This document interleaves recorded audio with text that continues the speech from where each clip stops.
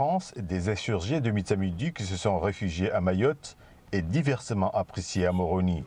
La convention d'entraide judiciaire signée entre Moroni et Paris est évoquée ici comme un instrument juridique qui peut être mis en vigueur pour extrader vers Moroni les jeunes cagoulés qui avaient pris et utilisé les armes en juin.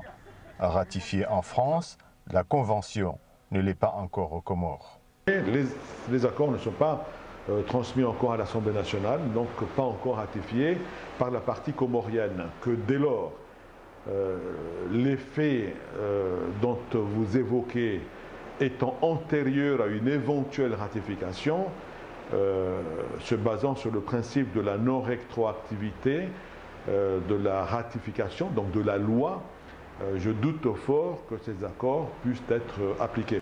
Un protocole d'accord a été signé à Mitsamidi pour conclure un cessez-le-feu et permettre à l'armée comorienne de récupérer les armes utilisées par les insurgés de Mitsamidi. Après s'être volatilisés, les fouilles effectuées dans la Médina n'ont rien donné. L'offre du président Azali Assoumani était d'accorder l'impunité totale aux insurgés une fois les armes rendues.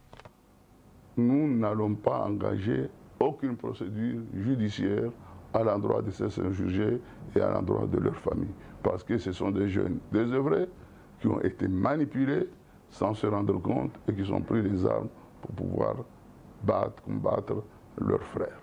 Si elle est ratifiée par le Parlement en Moroni, la convention d'entraide ne peut pas par contre être mise en œuvre si le domaine d'intervention est politique, lié à des infractions politiques.